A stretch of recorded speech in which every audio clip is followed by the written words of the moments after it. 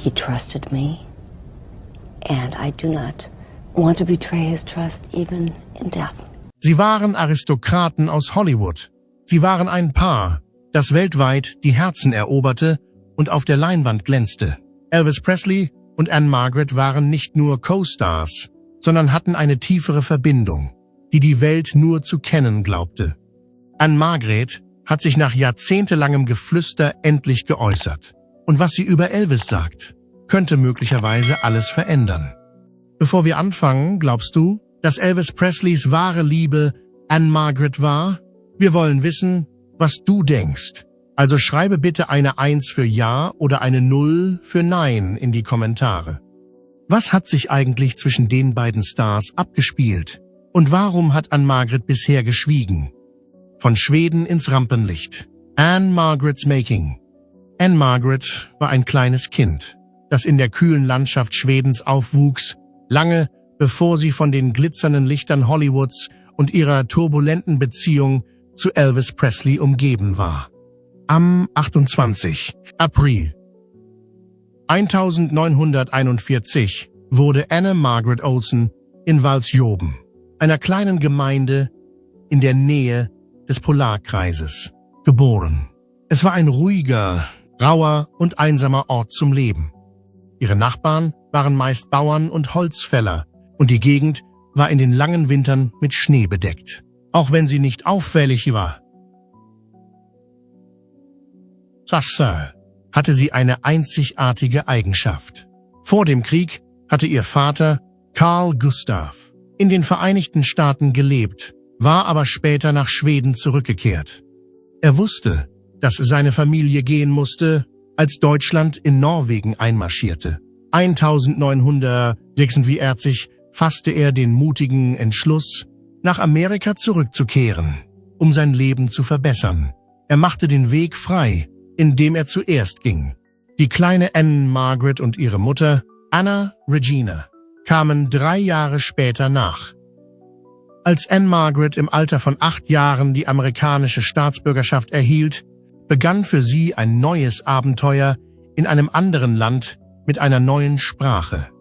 Sie lebten in dem Chicagoer Vorort Wilmette, Illinois. Es war nicht immer einfach. Die finanziellen Verhältnisse der Familie brachen zusammen, als ihr Vater nach langen Arbeitsstunden einen Arbeitsunfall erlitt. Um die Dinge am Laufen zu halten, nahm ihre Mutter einen Job als Empfangsdame in einem Beerdigungsinstitut an. Sie hielten an etwas Größerem fest: Optimismus und Ann-Margrets wachsende Liebe zu Auftritten, trotz der Herausforderungen. Das Tanzen war der erste Schritt zu diesem Wunsch. Sie lernte jede Bewegung, jeden Rhythmus und jeden Stil, der ihr während ihrer Ausbildung an der Marjorie Young School of Dance beigebracht wurde. Sie hatte ein Naturtalent. Als sie nicht in der Lage waren, neue Kostüme zu kaufen, nähte ihre Mutter ihre Kostüme mit der Hand und ermutigte sie dabei immer wieder. Die Schauspielerei und das Singen folgten bald dem Tanz, der sie völlig in Anspruch nahm. Als sie die Pubertät erreichte, hatte Ann-Margret etwas, was sich viele Mädchen nur vorstellen können: einen unstillbaren Hunger in ihrem Herzen. Sie begann, in lokalen Fernseh- und Radiosendungen aufzutreten, B. in Ted Mack's Amateur Hour, Don McNeil's Breakfast Club und der Morris B. Sachs Amateur Hour. Dies waren Sprungbretter, nicht nur flüchtige Erscheinungen. Sie war einzigartig, ihr einzigartiges Funkeln, eine Mischung aus Kraft, Verletzlichkeit und einem Lächeln, das jeden entwaffnen konnte, begann bemerkt zu werden. Während ihrer Schulzeit an der New Trier High School trat sie der Musikgruppe The Subtle Tones bei. Das war keine normale Band aus der High School. Sie traten mit bekannten Künstlern, darunter Tony Bennett, in Las Vegas auf. Für jemanden, der noch so jung war ein derartiges Engagement ungewöhnlich, aber es zahlte sich aus. Als der bekannte Komiker George Burns sie eines Abends auftreten sah, war er sofort von ihrer Ausstrahlung fasziniert. Er bat sie, während seines Urlaubs bei seiner Theateraufführung mitzumachen. Mit dieser Einladung änderte sich alles. Bei der Burns-Veranstaltung hatte Ann-Margret einen unglaublichen Auftritt. Sie tanzte nicht nur, sondern erzählte mit jedem Schritt Geschichten, während sie über die Bühne schwebte. Viele waren erstaunt über ihre Fähigkeit, tanzen, singen und ihre echte Persönlichkeit zu vereinen. Die Zeitschrift Variety gab ihr hervorragende Bewertungen. Die Frage, ob sie es schaffen würde, war geklärt. Alles war für sie bereit. Das Geschäft wurde beobachtet. Ann-Margret war Anfang der 1960er Jahre offiziell in die Unterhaltungsbranche eingestiegen. 1961 begann sie eine neue Karriere als Sängerin, nachdem sie einen Plattenvertrag mit RCA Victor erhalten hatte. Ihre Stimme verlieh der Szene ein neues Maß an Leidenschaft. Bekannt wurde sie durch Songs wie Lost Love und I Just Don't Understand, von denen letzterer es sogar in die Billboard-Charts schaffte. Kritiker bezeichneten sie als weiblichen Elvis, eine Beschreibung, die sich in den folgenden Jahren als seltsam zutreffend erwies. Dieser Vorfall war nur der Anfang. Sie unterzeichnete einen 7-Jahres-Vertrag mit 20th Century Fox, nachdem sie die Probeaufnahmen bestanden hatte. Ihren ersten Filmauftritt hatte sie in Pocketful of Miracles, der von keinem Geringeren als Frank Capra inszeniert wurde. Die Tatsache, dass sie an der Seite von Bette Davis spielte, war eine bemerkenswerte Leistung für eine Newcomerin. Für ihre Leistung wurde sie mit einem Golden Globe als New Star of the Year ausgezeichnet. Offiziell war sie gekommen. Neben Ann-Margrets Genialität machen auch die Schichten, die unter ihr liegen, ihre Entwicklung bemerkenswert. Sie stammte aus einer eiskalten Stadt, in der alles klein und beschaulich erschien. Sie wuchs nicht in einem wohlhabenden oder berühmten Haushalt auf. Sie war die Tochter einer fleißigen Einwandererfamilie, die oft mit finanziellen Nöten zu kämpfen hatte und in ärmlichen Verhältnissen aufwuchs. Dennoch machte sie aus jeder Notlage das Beste, um ihren Erfolg voranzutreiben. Sie ist eine unabhängige Berühmtheit. In den frühen 1960er Jahren war Ann-Margret mehr als nur eine Hollywood-Schauspielerin mit großen Ambitionen. Auch als Musikerin wurde sie schnell populär. 1961 unterschrieb sie einen Plattenvertrag bei RCA Victor, demselben Label, bei dem auch Elvis Presley unter Vertrag stand, was den Beginn ihrer musikalischen Karriere markierte. Nur wenige ahnten, welche stimmliche Kraft und Wildheit sie als Plattenkünstlerin entfesseln würde, obwohl die meisten sie als die umwerfende Rothaarige kannten, die im Film glänzte. Es war jedoch klar, dass sie sich nicht als jemand anderes ausgab, sobald sie das Studio betrat. Sie versprühte einen sympathischen Funken und hatte einen einzigartigen Ton und Flair. Ihre erste Kostprobe ihres Könnens am Mikrofon war ihr erster Hit Lost Love. Er erreichte zwar nicht die Spitze der Charts, legte aber den Grundstein für ihren späteren Erfolg. Ann-Margret veröffentlichte im August desselben Jahres einen Song, der alles verändern sollte. Ich verstehe es einfach nicht. Es war eine melancholische, etwas düstere, rauchige Melodie, die einen neuen Ton traf. Bevor der Song mit Platz 17 seine höchste Platzierung erreichte, hielt er sich nach seinem Debüt 6 Wochen in den Billboard Top 40. Nach heutigen Maßstäben mag das nicht als großer Hit erscheinen. Aber damals war es wichtig. Sie hat es sowohl in der Musik als auch in der Filmbranche geschafft. Die Musikindustrie war gezwungen, ihr Aufmerksamkeit zu schenken. Ihre Stimme wirkte ehrlich und ungeschminkt. Sie war unverwechselbar, da sie nicht im herkömmlichen Sinne poliert war. Ihre Stimme war gefühlvoll, tief und ein wenig rau. Jede Silbe, die sie sang, war spürbar. Nicht nur wegen ihrer Stimme verglichen viele sie mit Elvis. Es waren ihr Charme, ihre Haltung und ihre dramatische Präsenz. Sie strahlte dieselbe Rock'n'Roll-Attitüde aus und besaß ein Feuer, das die Leute innehalten und staunen ließ. RCA machte sich die Vergleiche zunutze und zwang sie, Songs mit einem Elvis-esken Sound zu schreiben. Sogar dem berühmten Heartbreak Hotel verlieh sie mit ihrer Handschrift eine frische, feminine Atmosphäre.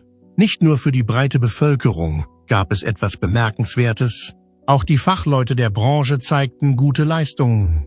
1962 erhielt sie eine Grammy-Nominierung als beste neue Künstlerin.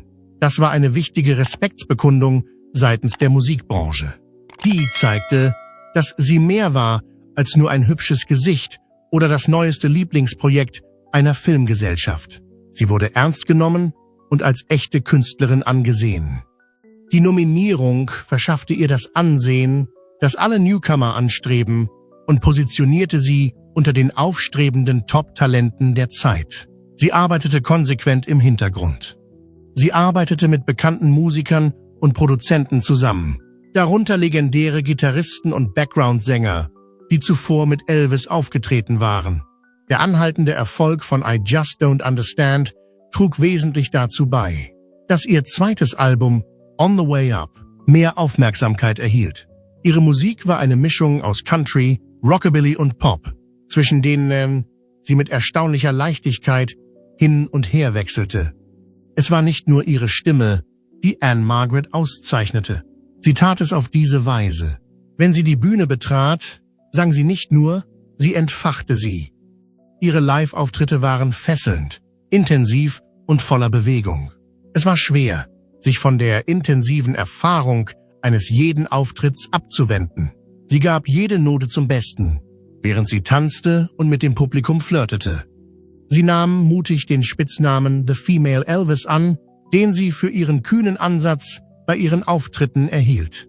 Sie hatte einfach eine explosive Präsenz, die die Leute nicht vergessen konnten, und sie versuchte nie, ihn zu imitieren.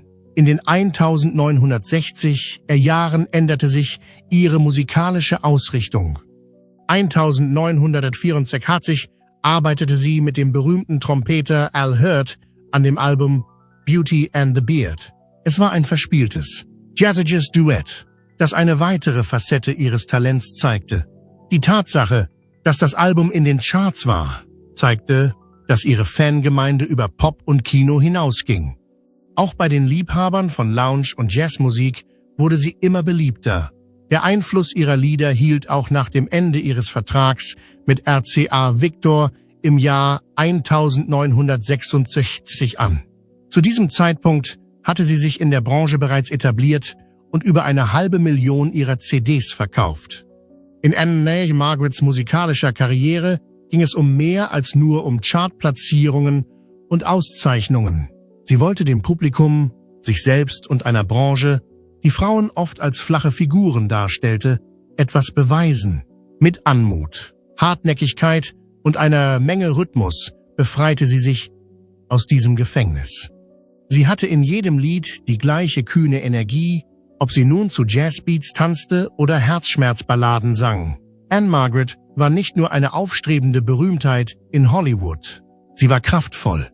Nachdem sie die Musikindustrie mit ihrer verführerischen Stimme und ihren überschwänglichen Auftritten erobert hatte, wechselte sie zur Schauspielerei. Um ehrlich zu sein, hat sie Hollywood nicht vorsichtig betreten. Sie öffnete die Tür fast mit einem Tritt. Ihr Spielfilmdebüt von 1961, Pocketful of Miracles, war weder ein Cameo noch eine kleine Rolle. Sie spielte an der Seite von Bette Davis und Glenn Ford in Filmen des berühmten Regisseurs Frank Capra. Die Besetzung und die Crew waren einschüchternd und aufregend für jemanden, der zu dieser Zeit noch als Neuling galt.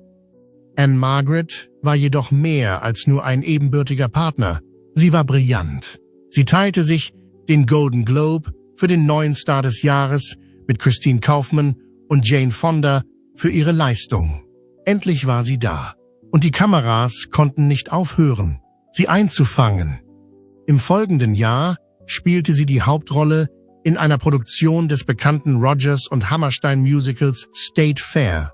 Ann-Margret bewarb sich zunächst für die Rolle des liebenswerten Nachbarskindes Margie. Aber nachdem man sie gesehen hatte, entschied das Studio, dass sie einfach zu hübsch für die Rolle der Unschuldigen war. Vielmehr wurde sie als Emily Porter besetzt, eine junge, attraktive und verführerisch selbstbewusste Sopranistin. Sie war eine gute Besetzung für diese Rolle. In jeder Szene leuchtete, sang und tanzte sie. Sie machte sich sofort einen Namen, weil sie ein einzigartiges Gleichgewicht zwischen Sexappeal und Reinheit schaffte, ohne dabei übertrieben zu wirken. Ann-Margret zeichnete sich in den frühen 1960er Jahren nicht nur durch ihr reichhaltiges Können aus. Sie trug sich so. Sie war ein zwiespältiger Mensch. In der einen Minute war sie das großäugige, liebenswerte Mädchen aus dem Mittleren Westen. In der nächsten die furchtlose, atemberaubende Künstlerin. Sie benutzte ihre Stimme wie Samt, bewegte sich zielgerichtet vor der Kamera und verstand die Wirkung eines Lächelns oder eines Blicks. Die Fähigkeit, beide Extreme so gut darzustellen, war für eine Schauspielerin ungewöhnlich, aber bei Ann-Margret wirkte das ganz natürlich. Als die Medien sahen, wie berühmt sie war, begannen sie den weiblichen Elvis zu nennen. Zunächst waren ihre hüftschwingenden Auftritte und ihre theatralische Präsenz die Hauptattraktionen. Aber der Satz haftete wie Klebstoff, als sie und Elvis zusammen in Viva Las Vegas auftraten. Die beiden verbrachten nicht nur Zeit miteinander im Film, sondern hatten auch eine starke Chemie, die Gerüchte über eine Romanze im echten Leben schürte. Ann-Margret stellte jedoch klar, dass sie niemanden imitieren wollte, auch wenn die Ähnlichkeit erfreulich war. Sie hatte eine einzigartige Stimme, sowohl physisch als auch im übertragenen Sinne, sowie ihren eigenen Rhythmus und Stil. Obwohl sie immer wieder Rollen bekam, unterschied sie sich durch ihre Akzeptanz von Ungereimtheiten von anderen Stars der damaligen Zeit. Vor der Kamera war sie zurückhaltend und ruhig. Sie beschrieb sich selbst oft als sozial unbeholfene und schüchterne Person. Doch sobald die Kamera zu filmen begann oder sich der Bühnenvorhang hob, veränderte sie sich. Dieselbe Frau, die vor einer Menge von Fremden zögerte, wurde plötzlich zu einer strahlenden, selbstbewussten Darstellerin. In der Vergangenheit beschrieb sie ihre Bühnenpräsenz als eine Mischung aus Pot Banshee und Little Miss Lollipop. Ein heftiges, feuriges Temperament, das sich hinter einem schönen, einladenden Äußeren verbirgt. Hollywood hat es bemerkt. Sie verkörperte weder die typische Schönheit von Doris Day noch die ikonische Schönheit von Marilyn Monroe. Sie lag in der Mitte, gewagt und doch bodenständig, hinreißend und doch ansprechbar. Aufgrund dieser ungewöhnlichen Kombination war sie für Männer attraktiv und für Frauen relevant, was den Castingdirektoren eine beeindruckende Vielfalt an Arbeitsmöglichkeiten bot. Sie kann in einer romantischen Komödie, einem Musical, einem Drama oder auch in einer düsteren Geschichte glaubwürdig sein. Ann-Margret wurde immer bekannter. Marilyn Monroe wurde gebeten, bei hochkarätigen Veranstaltungen zu singen, erschien auf Zeitschriftencovern und sang sogar für Präsident John F. Kennedy bei einer privaten Geburtstagsfeier, ein Jahr nach ihrem kultigen Auftritt mit Happy Birthday. Ihr Ruf in der Hollywood-Elite war zu diesem Zeitpunkt gefestigt. Ann-Margret war trotz des Glanzes geerdet. Sie wusste, dass ihr Erfolg nicht nur auf ihrem guten Aussehen beruhte und war stets dankbar dafür. Dies ist ihrer aufrichtigen Begeisterung für ihre Arbeit, den vielen Proben und ihrer harten Arbeit zu verdanken. Mit Anfang bis Mitte 60 entschied sie sich für Berufe, die sie herausforderten. Sie brachte in jede Produktion etwas Authentisches ein, sei es, dass sie über die Leinwand tanzte oder eine Ballade schrie. Mit dem Anwachsen ihrer Filmografie wuchs auch die Bewunderung des Publikums für sie als echte Schauspielerin, nicht nur ein hübsches Gesicht, die einen Film mit Präsenz und Tiefe tragen konnte. Beim ersten Aufeinandertreffen flogen Flammen. Viva Las Vegas. Als Ann-Margret 1963 die MGM-Bühne betrat, um mit den Dreharbeiten zu Viva Las Vegas zu beginnen, ahnte sie wahrscheinlich nicht, dass sich ihr Leben für immer verändern würde. Ihr feuerrotes Haar, ihre verführerische Stimme und ihr unbestreitbares Charisma machten sie zu einem aufstrebenden Star. Doch dies war kein gewöhnlicher Film. Zwei der fesselndsten Talente ihrer Zeit trafen zum ersten Mal aufeinander. Ihr Co-Star war nicht nur irgendein Schauspieler. Von Anfang an war die Atmosphäre zwischen ihnen anders und aufgeladen, denn es war Elvis Presley.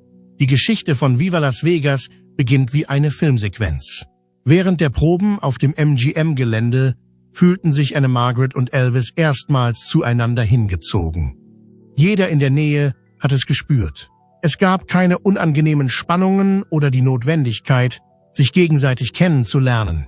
Sie kamen in einen Rhythmus, als ob sie schon seit Jahren zusammen wären. Ohne eine Erklärung abgeben zu müssen, bezeichnete Anne-Margaret es später als ein Gefühl des Verstehens. Ihre Lebendigkeit beeindruckte auch Elvis. Er schätzte ihre Lebendigkeit, Hartnäckigkeit und Intelligenz. Sie haben sich nicht nur gut verstanden, sondern sind sich auch sehr nahe gekommen. Ihre Chemie war im Fernsehen deutlich zu sehen. Das Publikum war von jedem Blick, jedem Musikstück und jedem humorvollen Wortwechsel zwischen ihren Figuren Rusty Martin und Lucky Jackson gefesselt. Es war nicht nur Schauspielerei, was es so fesselnd machte. Mit jedem Tag, den sie am Set verbrachten, wurden die aufrichtigen Gefühle stärker. Ihre Duette in dem Film gehören nach wie vor zu den schönsten und denkwürdigsten in der Geschichte der Filmmusik.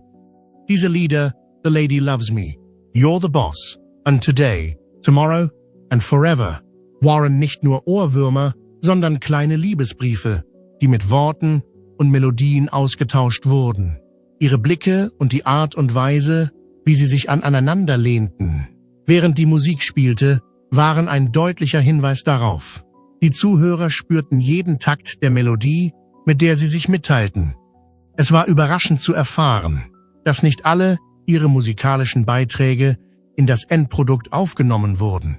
Der einzige, der gefilmt wurde, war Lady Loves Me. Jahrelang wussten die Fans nichts von der Existenz der anderen, da sie geheim gehalten wurden. Elvis' Manager, Colonel Tom Parker, befürchtete angeblich, dass Anne-Margarets starke Präsenz von Elvis' Aufmerksamkeit ablenken würde. Diejenigen, die für Presleys Image verantwortlich waren, könnten durch diese Art von starker Verbindung verängstigt worden sein. Die ungehörten Songs tauchten Jahre später wieder auf und bieten einen einzigartigen und schönen Blick auf das, was hätte sein können. Obwohl Viva Las Vegas ein erfolgreicher Film war, erinnern sich die meisten Menschen an das, was abseits der Leinwand geschah. Im Laufe der Dreharbeiten wurde das Band zwischen Elvis und Anne-Margaret immer enger. Sie unterstützten sich gegenseitig auf eine Art und Weise, die über die eines Co-Stars hinausging, tauschten persönliche Witze aus und verbrachten auch außerhalb der Arbeit Zeit miteinander. Bewunderung, Respekt und etwas Komplexeres, starke Gefühle, die sich in Leidenschaft verwandelten, waren allgegenwärtig. Jeder der Anwesenden konnte die Veränderung spüren, auch wenn die Einzelheiten damals noch geheim gehalten wurden. Anne-Margarets Flair entsprach in einer Weise dem von Elvis, wie es sonst niemand hatte. Sie konnte mit seiner Unbeschwertheit Schritt für Schritt mithalten, mutig auf Streitereien antworten und auf der Bühne mit ihm mithalten. Für Elvis, der zuvor von Ja-Sagern und Menschen umgeben war, die ihn entweder fürchteten oder verehrten, war Anne-Margaret eine angenehme Abwechslung. Er respektierte die Tatsache, dass sie gleichberechtigt und nicht ängstlich war. Sie hatten nicht nur eine sexuelle, sondern auch eine emotionale, intellektuelle und kreative Beziehung. Auf eine Art und Weise, die sich auf den Rest ihres Lebens auswirken sollte, trieben sie sich gegenseitig an, zapften den Enthusiasmus des anderen an und ermutigten sich gegenseitig. Später dachte Anne-Margaret gern an ihre gemeinsame Zeit zurück. Sie respektierte die Privatsphäre, die sie geschaffen hatten, und gab nie zu viel Preis. Sie hat jedoch genug gesagt, um ein Bild zu schaffen. In einer strengen und verurteilenden Gesellschaft gab Elvis ihr ein Gefühl von Akzeptanz, Wert und Trost. Er war freundlich, lustig und großzügig. Sie schätzte ihn als Person und als Künstler sehr. Eine Liebe, die die Welt nie in ihrer Gesamtheit erlebt hat. Die Beziehung zwischen Anne-Margaret und Elvis Presley ist eine der wenigen Hollywood-Romanzen, die wie für die Leinwand geschrieben schienen, aber nie ein befriedigendes Ende gefunden haben. Der Grund dafür ist, dass die Beziehung nie wirklich geklärt war. Unter dem Glanz und der Pracht von Viva Las Vegas und der wilden Energie, die sie im Fernsehen teilten, gab es etwas viel Tieferes, als die Kameras aufhörten zu filmen. Zwischen Elvis Presley und Anne Margaret wuchs ein authentisches Band voller Liebe, Humor, Verletzlichkeit und Verständnis. Abseits der neugierigen Augen der Fans, der Medien und sogar einiger ihrer engsten Freunde geschah dies hinter den Kulissen. Es war mehr als eine lockere Freundschaft zwischen zwei bekannten Persönlichkeiten. Es war eine private Liebesgeschichte, die allmählich Gestalt annahm, während der Rest der Welt nur die Auftritte verfolgen konnte.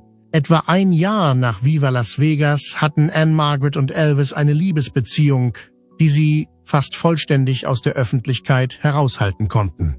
Sie verabredeten sich, sprachen stundenlang miteinander, lachten über die Witze des anderen, verließen sich aufeinander und suchten Trost in einer Kultur, die ihnen nur selten die Freiheit ließ, menschlich zu sein. Ihre Partnerschaft hob sich von anderen durch ihre Ausgewogenheit ab. Elvis erhob Anne Margaret nicht wegen ihrer Verbindung, noch behandelte er sie, als wäre er ein Gott. Sie akzeptierten sich nicht nur gegenseitig als das, was sie waren, sondern auch als das, was sie waren. Diese Art von Zuneigung ist ziemlich selten, vor allem in der Filmbranche. Ihre Liebe war kompliziert, obwohl sie sehr viel Mitgefühl gemeinsam hatten. Die junge Frau, die Elvis während seiner Stationierung in Deutschland kennengelernt hatte, Priscilla Beaulieu, war immer noch seine große Liebe. Die Romanze war zu diesem Zeitpunkt immer noch in vollem Gange. Zu dieser Zeit lebte Priscilla in Graceland und das öffentliche Image, das sie aufrechterhalten mussten, und Colonel Tom Parker, Elvis' Manager, belasteten ihre Beziehung ständig. Parker beobachtete ständig die Ereignisse, plante Strategien und überlegte, was der Marke Elvis Presley wohl am meisten nützen würde. Er hielt auch Anne Margaret für eine mögliche Bedrohung. Die Ereignisse, die sich im Zusammenhang mit der Musik abspielten, gehören zu den ärgerlichsten Teilen der Geschichte. Während der Dreharbeiten zu Viva Las Vegas arbeiteten Elvis Presley und Anne Margaret zusammen, um mehrere Duette aufzunehmen. Zu diesen Duetten gehören Today, Tomorrow and Forever und You're the Boss. Ihre rauchigen, sinnlichen Töne umhüllten seinen reichen südländischen Charme wie Seide und ihre Stimmen verschmolzen auf wunderbare Weise miteinander. Es war nicht nur Musik, sondern die reinste Art von Chemie. Im Gegensatz dazu wurden die Lieder im fertigen Film nie verwendet. Nur ein einziges Duett wurde aufgenommen, und das war The Lady Loves Me. Die anderen wurden auf Eis gelegt und lange Zeit nicht veröffentlicht. Colonel Parker wollte nicht, dass irgendetwas oder irgendjemand dem Rampenlicht, in dem Elvis Presley stand, etwas wegnimmt. Mit ihrem schnell wachsenden Ruhm und ihrer entfesselnden Ausstrahlung wurde Anne Margaret als Rivalin wahrgenommen. Parker glaubte, dass es möglich wäre, die Aufmerksamkeit von dem gut gemachten Bild, das Elvis aufgebaut hatte, abzulenken, wenn die Leute erkennen würden, wie stark ihre Verbindung war. Aus diesem Grund hat er den Stecker gezogen. Er tat alles, was er konnte, um die beiden Tracks von der Leinwand fernzuhalten, und ergriff Vorsichtsmaßnahmen, um sie unbelichtet zu lassen. Aber es ging genauso sehr um Kontrolle wie um Musik. Inmitten all dessen blieb Anne Margaret außergewöhnlich respektvoll. Sie verkaufte niemals Geschichten, versuchte nicht, aus der Beziehung Profit zu schlagen und gab zu keinem Zeitpunkt skandalöse Interviews. Sie behielt die meisten persönlichen Informationen für sich, auch nach Elvis' Tod. In den Interviews sprach sie darüber, wie sehr sie ihn liebte und nannte ihn einen wunderbaren Freund und einen freundlichen Menschen. Sie gab zu, dass sie eine schwer zu beschreibende Bindung zueinander hatten, aber während ihrer gemeinsamen Zeit hat sie sein Vertrauen nie missbraucht. Die Art von Hingabe, die sie beschreiben, ist ziemlich selten, besonders in einer Branche, in der verdeckte Verkäufe weit verbreitet sind und der Ruf schnell ruiniert werden kann. Ihre Geschichte wurde durch die Tatsache, dass die Gefühle so lange anhielten, nur noch interessanter.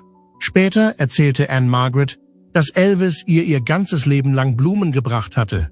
Jedes Mal, wenn sie ein großes Konzert geplant hatte, kamen diese riesigen Blumensträuße in Form von Gitarren wie ein Uhrwerk. Das war seine Art zu sagen, ich erinnere mich an dich. Ich bin stolz auf dich und du bist mir immer noch wichtig. Ihre Verbundenheit hielt ein Leben lang an, auch wenn jeder von ihnen seinen eigenen Hobbys nachging. Ann-Margarets Schweigen war nicht nur ein Ausdruck der Sorge um Elvis. Es ging ihr auch darum, sich selbst zu schützen und die Schönheit einer Liebe zu bewahren, die die Außenwelt nicht ganz verstehen konnte. Sie wusste, dass sie es nicht mehr für sich behalten konnten. Sobald es an die Öffentlichkeit gelangte, es würde analysiert, zu einer Sensation gemacht und in Klatsch und Tratsch verwandelt werden, anstatt das sehr private Kapitel zu sein, das es war. Deshalb hütete sie es, bewahrte seine Unantastbarkeit und gab nur kurze Einblicke, genug, um zu beweisen, dass es echt war, aber nicht genug, um es zu zerstören. Graceland wurde durch die Affäre erschüttert. Noch während Viva Las Vegas die Leinwand mit erstaunlichen Tanzbewegungen und intensiver Chemie erhellte, geschah hinter den Kulissen etwas viel Persönlicheres. Endlich geschah etwas, das Elvis Presleys Universum völlig auf den Kopf stellen sollte. Die Verlobung zwischen Elvis und Ann-Margaret war mehr als nur eine Hollywood-Romanze. Es war eine tiefgreifende und bedeutende Beziehung.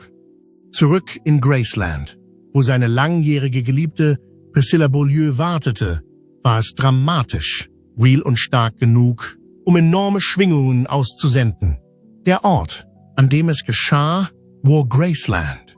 Aus einer zufälligen Verbindung zwischen zwei Menschen am Set wurde schnell eine ernste. Und es dauerte nicht lange, bis die Dinge aus dem Ruder liefen und viel problematischer wurden. Priscilla war mehrere Jahre lang die Freundin von Elvis Presley gewesen.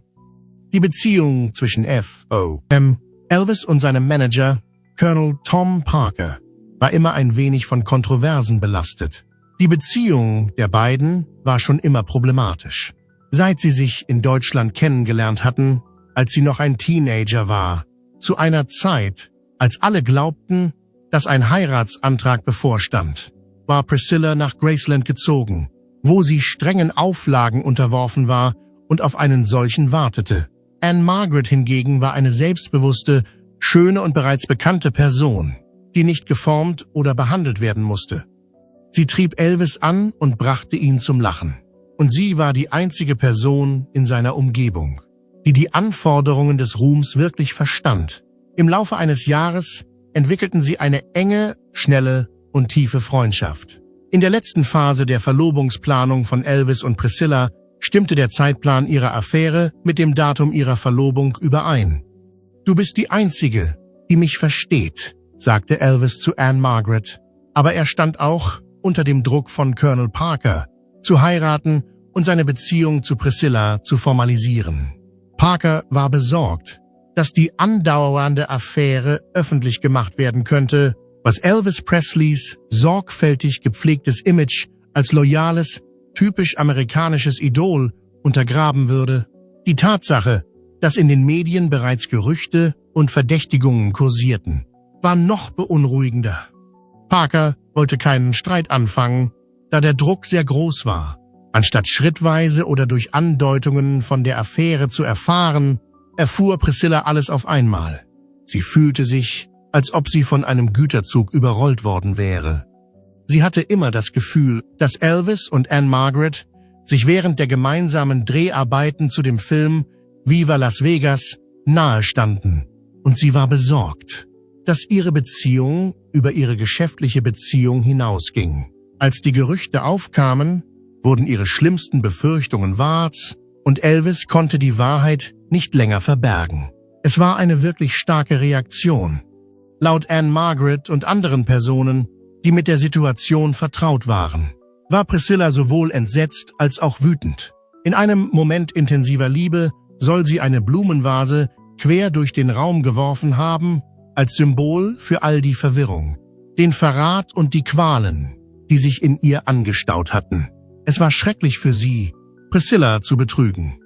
Sie wurde nicht nur öffentlich gedemütigt, sondern musste sich auch fragen, wie sie von Elvis angesehen wurde. In ihrem Buch sagte sie später, dass Ann-Margaret, die Frau, die als der weibliche Elvis bekannt war, ihr immer Angst gemacht habe. Der Ausdruck war nicht auf die Bühnenpersönlichkeit des Künstlers beschränkt. Ann-Margret war nicht nur so charmant, lebhaft und verständnisvoll wie er, sondern sie war auch so verständnisvoll wie er selbst. Priscilla wusste, dass es eine Verbindung zwischen Elvis und Ann-Margret gab, die nicht zu leugnen war. In der Mitte gefangen zu sein, verursachte bei Elvis ein Gefühl der Zerrissenheit. Er fühlte sich Priscilla und dem Ruf, den er sich erworben hatte, verpflichtet, auch wenn er eine tiefe Zuneigung zu Ann-Margret hegte. Er hatte in Erwägung gezogen, Priscilla nach Deutschland zurückzuschicken, in der Hoffnung, dass ein wenig Abstand die Belastung lindern und ihm die Möglichkeit geben würde, seine Gefühle zu verarbeiten. Colonel Parker ließ jedoch nicht zu, dass dieser Gedanke in Erwägung gezogen wurde. Das Management bemerkte, dass die Wahrscheinlichkeit eines Streits von Tag zu Tag größer wurde und beschloss zu handeln. Laut Parker war die einzige Möglichkeit, die Gerüchte zu stoppen, den Schaden zu beheben und Elvis' Ruf in den Augen seiner treuen Fans wiederherzustellen, die Heirat mit Priscilla. Liebe im traditionellen Sinne war nicht die treibende Kraft hinter Parkers Entscheidung, die Ehe zu vollziehen. Und das war die Strategie. Er glaubte, dass die Romanze durch eine Hochzeit endgültig beendet werden würde, was auch Elvis' Ruf verbessern und die Medien zum Schweigen bringen würde. Elvis nickte, sah erschöpft und zerrissen aus. Er machte Priscilla 1966 einen Heiratsantrag und ein Jahr später heirateten sie. Aber für diejenigen, die wussten, was damals geschah, war klar, dass dies kein romantischer Triumph war. Es hat mit Schadensbegrenzung zu tun. Ann-Margrets Erzählung ist nicht nur romantisch, sondern beschäftigt sich auch mit Timing, Selbstlosigkeit und der Tatsache, dass selbst die bekanntesten Menschen den stillsten Herzschmerz haben können. Glauben Sie, dass sein Leben anders verlaufen wäre, wenn Elvis mit Ann-Margret ausgegangen wäre? Lassen Sie es uns in den Kommentaren wissen. Oder hat Ihre Beziehung einfach nicht funktioniert? Bitte drücken Sie auf Gefällt mir, abonnieren und Benachrichtigungen aktivieren, wenn dieser Artikel Sie angesprochen hat. Wir erzählen hier Geschichten, die es wert sind, dass man sich an sie erinnert.